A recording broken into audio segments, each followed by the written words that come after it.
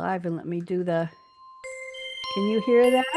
We're waiting for all the streams to happen here. Well, we're live on LinkedIn, we're live on Facebook, we're waiting for YouTube and one more Facebook. Come on, kids.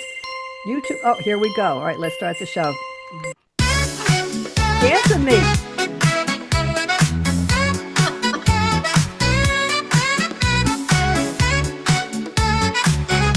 Oh, come on. Let me see those shoulders move. Get some action here. Happy birthday! Somebody say. Mine was 2 weeks ago. When is yours? Soon? Mine's in November. You'll have to come back. So much style. This is another side of me you haven't seen before. Let's get the Suno Orchestra. Okay, Suno Orchestra. I have to tell the orchestra when to cut. I'm Bonnie D here with Dr. M. It's Dr. BJ Magnani, but we just go by our last initials. BJ, I'm thrilled to have you. I will call you Dr. M, I promise. Would you please tell everybody briefly what you do, who you are, and how you met me? Go ahead. Yes. Hi, Bonnie. So happy to be here on this new show. Yes. I've been on your technology today. So I am Dr. BJ Magnani. I am still professor of pathology and laboratory medicine at Tufts University School of Medicine.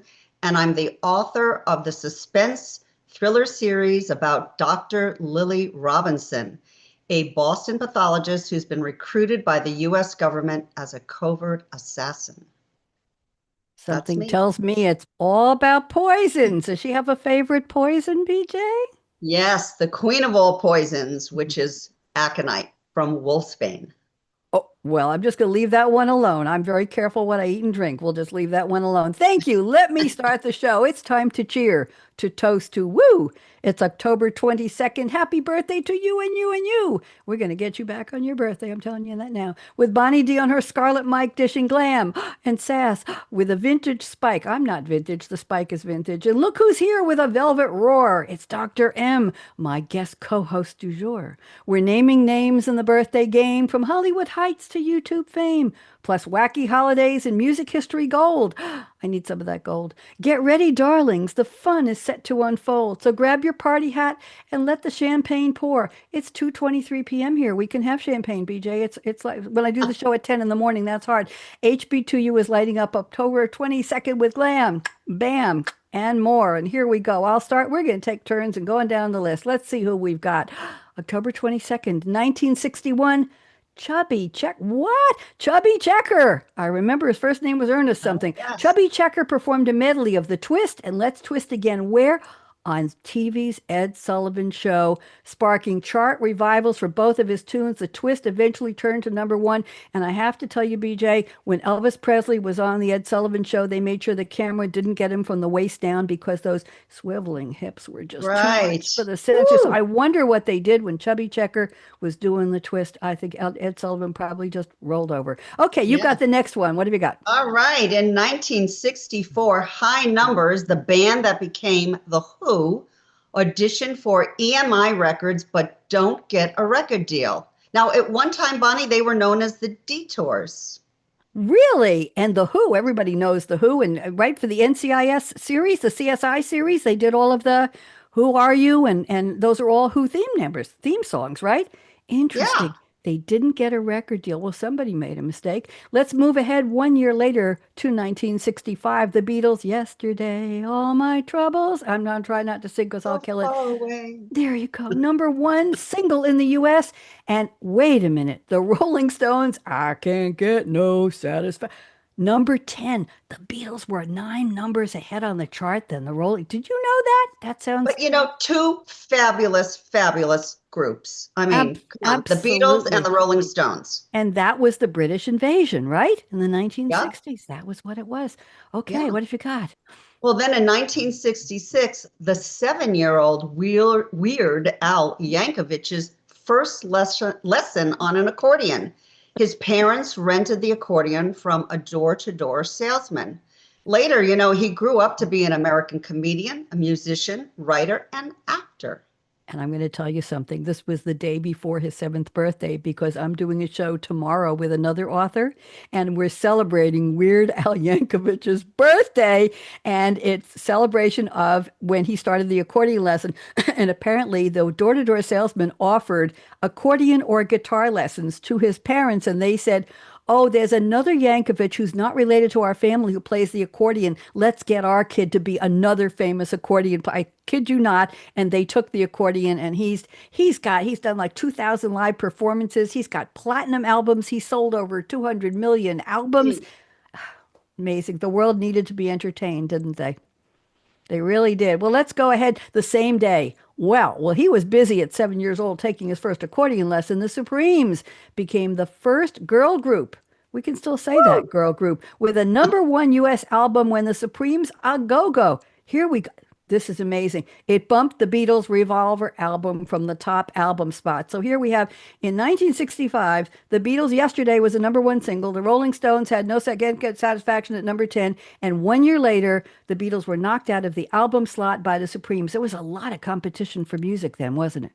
Yeah, the Beatles were still strong, but you gotta love Motown. A lot came out of Motown I in know. the 60s. And the Supremes were supreme. Remember the beautiful gowns that Diana Ross was wearing, and Florence and Cindy, and they just looked wonderful. And so much today, the buzzword is authentic. They just look like real people having fun, really emoting their songs, didn't they? You Yeah, you felt it when they sang. Stop in the name of, I don't have that list. Okay, stop me they were before I great. before I get in trouble. You got the next one.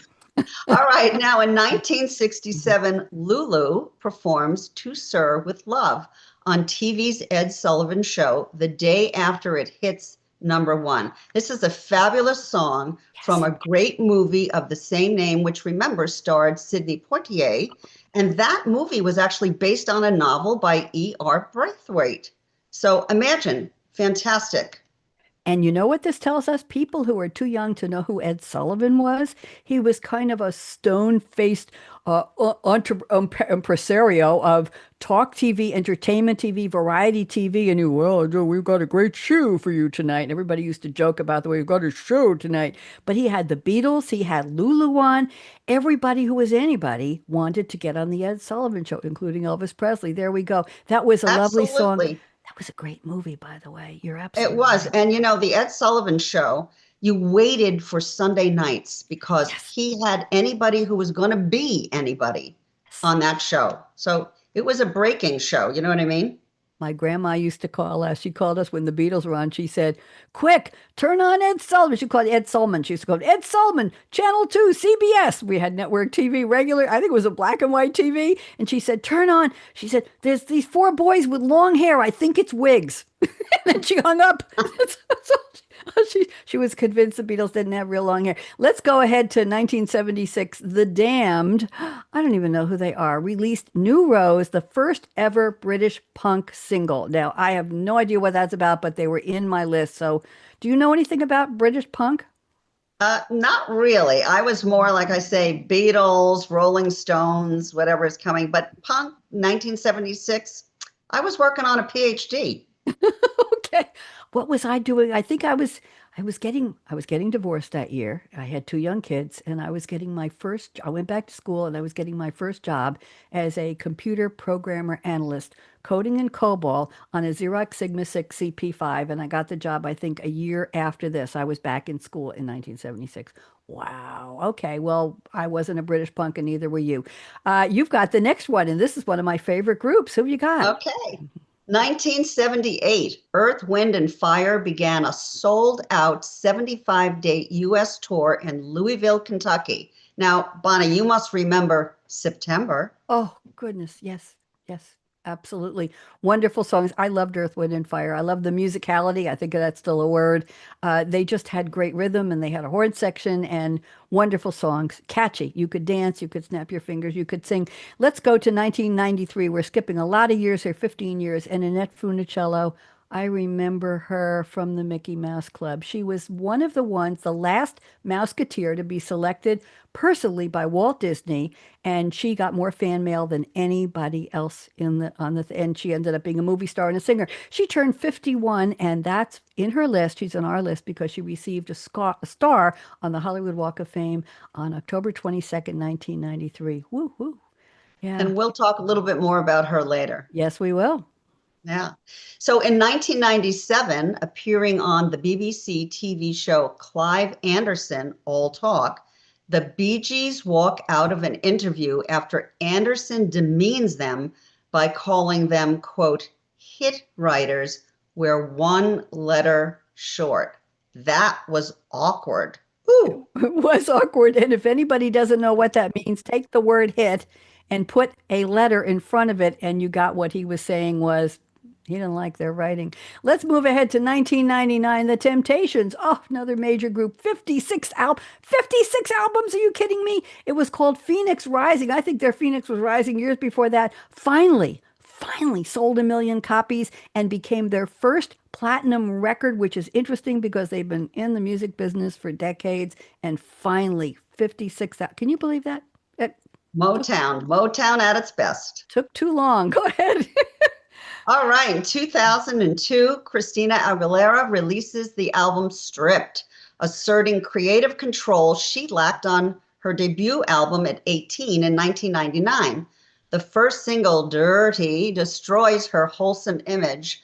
The most enduring track is Beautiful, a powerful song about self-acceptance written by Linda Perry, and that cover was very risque.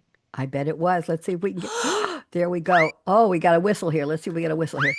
Okay, there we got a couple of sound effects. And the ba ba ba with the trombone was because it was, yeah, I know. In 2012, Garth Brooks is inducted into the Country Music Hall of Fame. And at the ceremony, George Strait, Bob Seger, and James Taylor. I bet that was some ceremony, don't you think? Great music. Absolutely.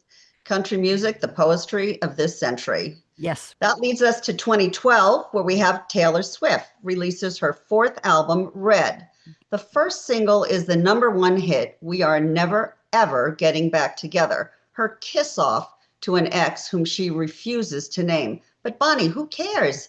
I mean, she's got the ring from Travis Kelce now, right?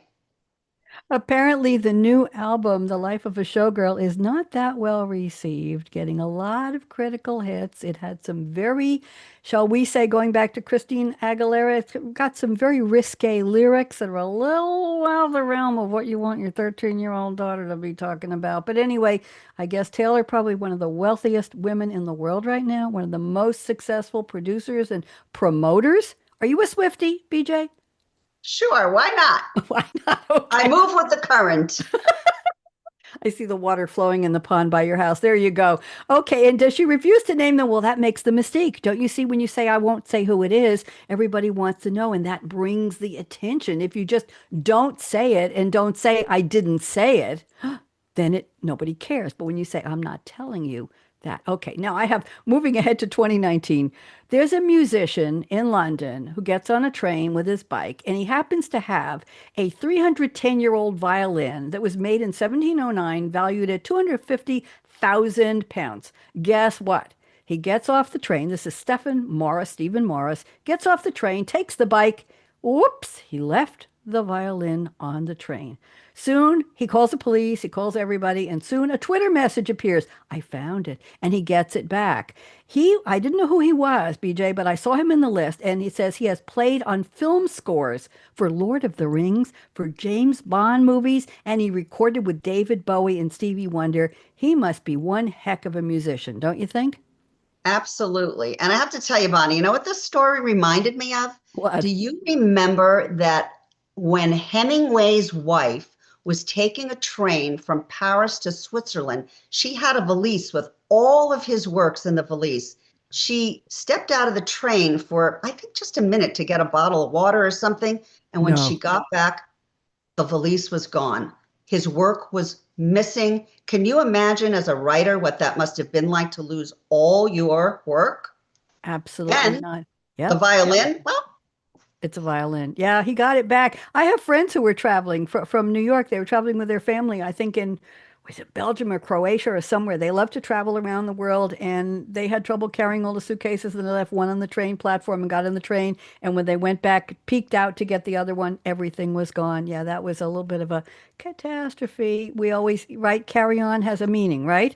Take what Yep. you can carry on. That's it for our events. Let's start our celebrity birthdays. And we have, you're right, we have an interesting one about Annette coming up. So I'm going to start off. Goldblum, 73 years old today. Happy, happy, happy birthday. What an actor, musician, starred in some of the highest grossing blockbuster films of all time. Made his film debut in Wish, not a witch, back in 74 with small roles in the movies Nashville, Annie Hall, well, everybody knows that, and yes, remind me, who we lose? Keaton, Diane Diane Keaton. Keaton, There the you go. great Diane All of Keaton. these names. Diane Keaton just lost, we lost her about 2 weeks ago. Then Jeff Goldblum gained wider attention in Invasion of the Body Snatchers, The Big Chill, and the remake of The Fly in 19. I saw the original Fly movie. I wasn't into sci-fi or horror, but I saw it in a movie theater in Flushing, New York, with a boy I was dating from camp. It was a scary movie. Anyway, Dr. Ian Malcolm. That's Jeff Goldblum. He plays him in the Jurassic Park franchise. He played David Levinson in the Independence Day films. He played the Grandmaster in the Marvel MCU, Marvel Cinematic Universe films, and The Wizard of Oz and Wicked in 2024, and Wicked for Good this year. He also did the voice for iMac and iBook commercials. And this is interesting. When he was 17, he moved to New York. He made his debut in the Tony Award-winning musical Two Gentlemen of Verona. That sounds like Shakespeare to me. And I didn't know he was married to Gina Davis Oh for yeah, three I years. he's Yeah. one of my favorites, one of my all-time favorites. And you mentioned The Fly, and I loved him in The Fly. He looked so incredibly fit and creepy, the Brundle fly, remember? Yeah. And but all his roles are so wild. And he's not the most handsome guy. He's got an interesting face. He just captures, you're just looking at him. It's like, oh, is he cute? No, he's got an interesting face. So you got the next birthday. Who's up? Yeah, so Christopher Lloyd, age now 87 years old. He's a zany character actor known for playing the Reverend Jim Ignatowski on the sitcom Taxi Yes. and Emmett Doc Brown in the Back to the Future film franchise. He plays also the evil Judge Doom in 1988 live action animated comedy Who Framed Roger Rabbit. You know, he took acting lessons in New York City at 19 and debuted on Broadway in 1969, Red, White, and Maddox. There's another actor with an interesting face, a great voice, Christopher Lloyd, right? You remember that Yes. deep, that Yeah. growling voice from Back to the Future and yelling off the train and oh, we just and yes, and all where we're going, we won't need roads and all the wonderful quotes on my shows. A lot of people quote him on my shows from Back to the Future. Yeah. I've got another actor. I don't know if you know this one, but I do, so I included him. It's Jesse Tyler Ferguson. He's a baby. He's 50.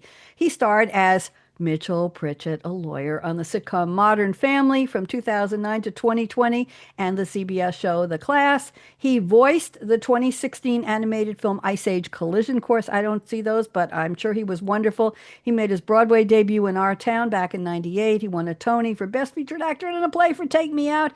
He originated the role of Leaf Coney Bear, okay, in the 2006 original Broadway cast of the 25th annual Putnam County Spelling Bee. Happy birthday to Jesse Tyler Ferguson, 50, Christopher Lloyd at a ripe, I hope not too ripe, 87, and Jeff Goldblum at 73. And you've got it one in memoriam for us. Go ahead. I do. So we have Annette Funicello from 1942 to 2013. So she passed away at 70. She was an actress and singer who became one of the most popular Mouseketeers on the original Mickey Mouse Club TV show. Yeah. Remember?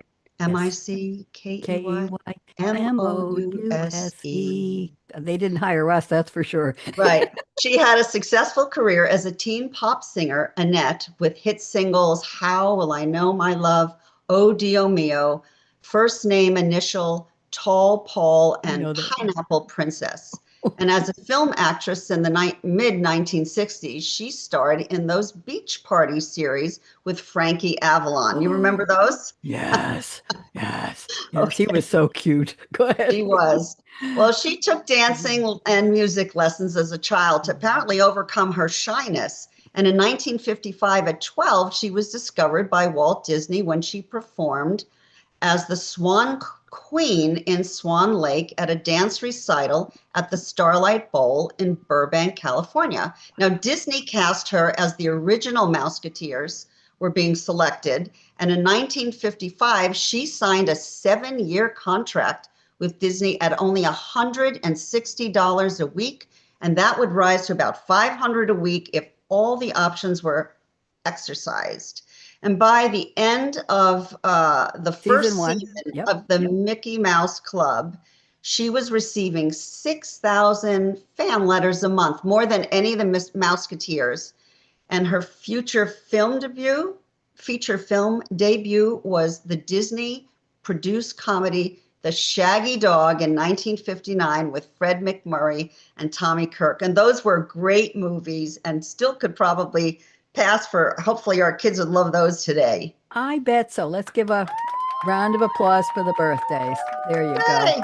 There you go. Okay, kids, quiet down. All right, we got to get on with the show. There you go. Okay, I'm going to let you start us off on the social media star birthdays. And the interesting point is that nobody gets onto my list, BJ, until they get either 1.5 million, sometimes they call it subscribers, sometimes fans, sometimes followers, or they have to have many, many millions of views for a single video. Just so you know, those are the qualifications. So why don't you start us off? Pretty impressive. We're going to start with YouTube Sarah Betts. She's age 29. She's got 3.2 million plus subscribers. She posts morning and night routine videos and hairstyle tips and tricks. And my everyday morning routine video, 850,000 views in 2 months. Can you even? Can you even? I'd be happy with 100 views of a video. 850,000 in 2 months. My everyday morning routine. If you and I posted our morning routine, do you think 8 people would watch? I'm sorry. No, they'd fall asleep.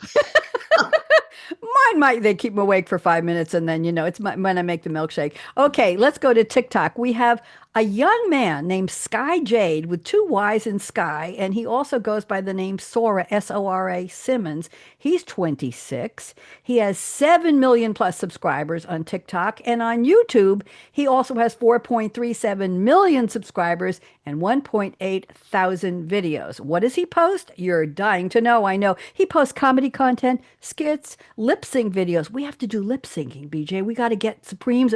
You and we'll get a third woman. We'll do Supremes. And text-based observations and commentaries. Apparently, more than 7 million people want to hear his lip syncs and his commentaries. I'm sorry. Wow. Words escape me. Rescue me here. Who's next? All right, I've got YouTube Steven Shapiro. He's 33 with 3.2 million subscribers. And get this, 1.6 billion with a B views. He posts public pranks and social experiments involving strangers and contributes to the Daily Dropout YouTube channel. He also has 3.3 million plus Facebook likes and 700,000 plus Instagram followers. I need more Instagram followers, Bonnie. I think I only have around 530 something. Well, that's more than I don't go on Insta much, but you know what? How would we get into the mindset of these people who are, he's 33, he's not a baby, he's not an old man, but how do you get a billion views? 1.6 billion views. Do the counters even go that high? That's what I want to know. Is this all real? I don't know. Let me move to the next one. We have one more. This is another YouTube star. This is a real grown-up. Louis Brindley. He's 42. He has 7 million subscribers. Not bad. He posts Minecraft themes videos and he directs the Yogscast group of YouTube personalities. If I only knew what that was.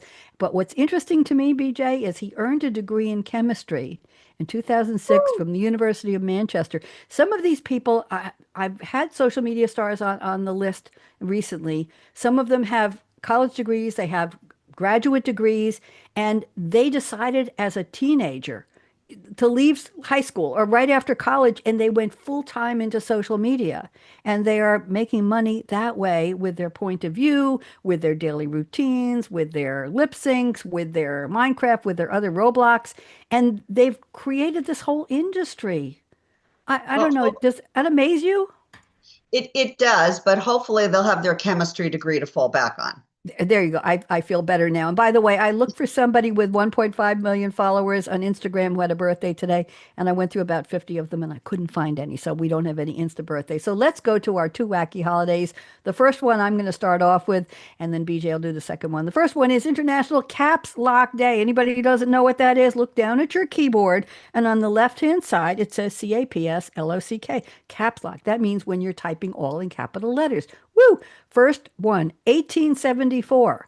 Remington, they used to be a typewriter manufacturer, children, introduced the typewriter featuring the first QWERTY. If you look at your keyboard, you see on the top row of letters QWERTY. That's called a QWERTY keyboard. It was invented by two people, very bright, Christopher Latham Scholes and Carlos Glidden. It types only in uppercase letters. This was 1874. Before computers had the shift lock, most typewriters only produce capital. Can you imagine typing all in capital letters?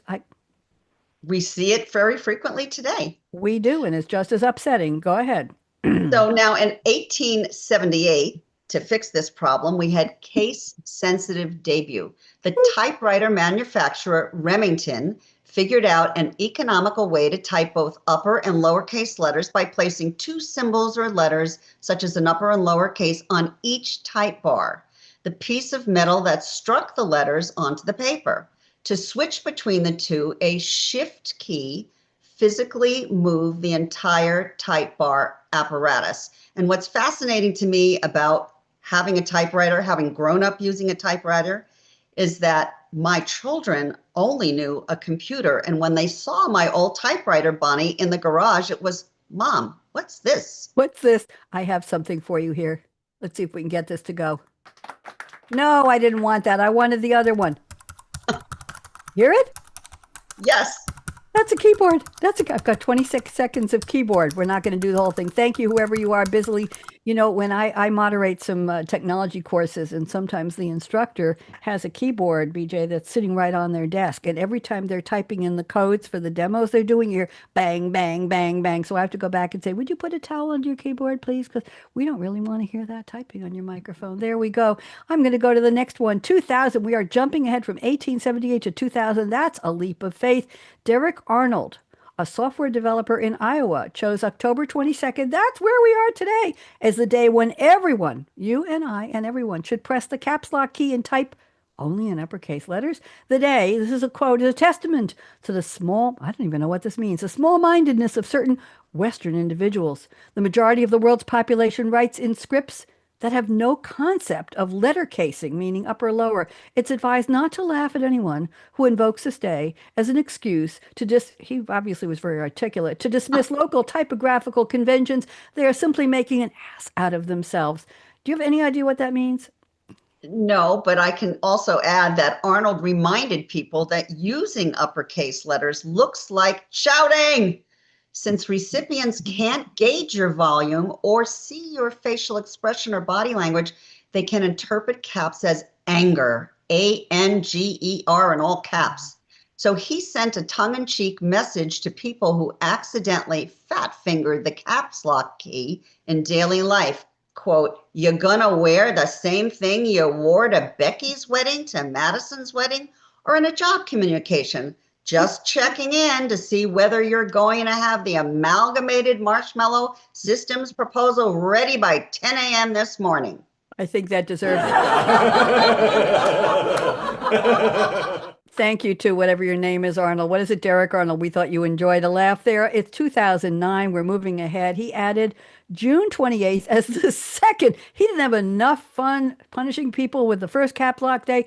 So June 28th is the second Cap Lock Day in honor of the late, loud, OxyClean pitchman Billy Mays, whose voice sounded like caps locks was stuck in his throat. I can't remember Billy Mays. Do you? We probably I should. do. A long time ago, he used to sort of, as you say, was a pitch man for a lot of products, you'd see on Yep. TV commercials. He must have been doing a lot of yelling. Yes, Yeah. I have used all caps once in a while. I'll use the word judiciously or carefully or thoughtfully in some emails, and I've had people come back and say, "How dare you talk to me like that?" I kid you not. People are that sensitive to the case. And you've got one more to bring this one up to date. What you got? Yeah, so in 2015, the Protecting Company, a UK workplace risk assessment firm, compiles a list of reasons for terminations that includes sending emails to customers in all uppercase letters using a font in lilac. How can you even see a font in Maybe lilac? they meant to do the pink slip and it became the lilac slip. That's it. That's absolutely it. We all know about those. Your book is rejected. Sorry you didn't get the job, and we don't need your services anymore. But lilac, you know what? You're right. Pink slip, lilac. I like because pink wouldn't show at all. Maybe lilac has. There's a shade of lilac behind us a little bit on the happy birthday to you sign, Yeah. but it's really more purple. So, yeah, okay. We're going to have one more holiday, and you're going to start this one off. So go ahead. What are we celebrating? I love this. We're going to talk about National Nut Day. So, Bonnie, 800,000 years ago, according to the Nutcracker Museum, nuts were a regular part of the human diet for almost 800,000 years. Well, we just said that. Yes. Early man used nutting tools to crack stones.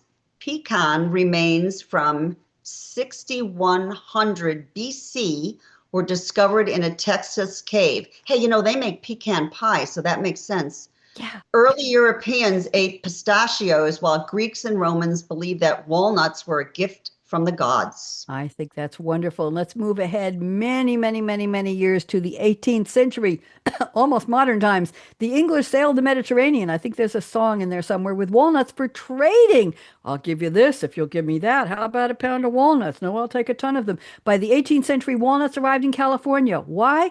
The Franciscan monks arrived in the New World and they brought the walnuts with them. That's maybe, BJ, why they thought it was a gift from the gods because the monks brought. What do you think? Can we write Could that into be. history? Yeah, go In ahead. 2015, we officially made the National Nut Day. It appeared on the Liberation Foods website. Hmm. Although the company is based in the UK, this holiday has spread, especially in the US, and the day is devoted to all things nuts related to including recipes, cooking tips, and in addition, many African countries infuse daily stews and soups with peanuts. And And we have a we're lot of peanuts in the United States. Yeah, we Love haven't even peanut talked butter. about peanut. I love peanut butter. We haven't even talked about peanut allergies. So this is not part of this, but you got to be really careful of those. I had to go to the emergency room for something about a year ago, and the doctor said to me, he was about 6'7", and he was a floating doctor from hospital to hospital. He came from New York too, so we were able to, talk. And he said to me, peanut butter on a cracker or a piece of bread as an emergency will help you stop feeling dizzy or faint. And he said you can get your protein that fast from peanut butter. I thought that was interesting. So I went back and bought more peanut butter. They had it on That's sale. interesting. It Yeah. was And very, did you know there's been some new studies that are showing that if you introduce peanuts to babies at an early age, they're less likely to get allergies to nuts? I like that. I like that. Introduce it into the system in small quantities and let it just become part of what they're accustomed to. Very good. And let's go to 1890. A St. Louis physician, I don't have his name, but he's credited with inventing an early version of what we're talking about, peanut butter, as a protein supplement for patients who had bad teeth and couldn't chew meat. He said, here's a nutritious, easily digested alternative, and peanut butter was officially introduced at the St. Louis World's Fair in 1904, which is 14 years later. So welcome peanut butter. Go ahead. Yeah. And then in the late 1800s, although macadamia nuts are associated with Hawaii, they were originally grown in Queensland, Australia, and eventually brought to Hawaii. You got to love the chocolate covered macadamia nuts, right, Bonnie? And Ooh. I like macadamias because there's a softness to them. You're not cracking teeth when you eat a macadamia. It's easy to bite into. And I like the shape too. They're like little rocks. I like those. 1900, a big demand for peanut products in the US. People wanted peanut oil. They wanted peanut butter. They wanted roasted salted peanuts. And we're going to get to the next one after this in a second. They were no longer seen as only good enough for the poor. So everybody loved peanuts. And you've got the last one. Take us there. Yeah, in 1916, the Planters Peanut logo. So the company was founded in 1906 in Wilkes-Barre, Pennsylvania by Amadeo Obici and incorporated in 1908 as the Planters Nut and Chocolate Company. Really? In 1960, its original logo design contest selected 13-year-old Antonio Gentile's drawing of an anthropomorphic peanut. And commercial artist Andrew S. Wallach added the monocle, the top hat, and cane to create the iconic image we know today. Gentile's family originally received only $5 for winning the contest. Obici later befriended the family and paid Antonio and 4 of his siblings way through college. How generous. Yes. And paid for Antonio's medical school. Yay. And Antonio became a doctor in Newport News, Virginia. That's wild. Isn't that wild? See, I love my research, BJ. It has been lovely. Let's go out and dance our way out. Thank you for joining me today.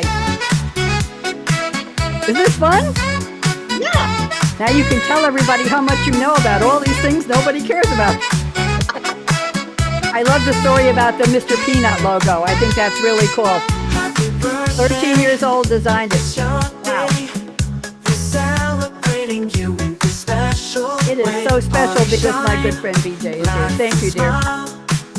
Dr. M signing off.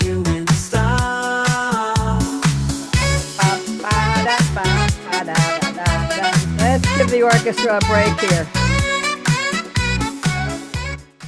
Bonnie D and BJ, Dr. M signing off. Wave good.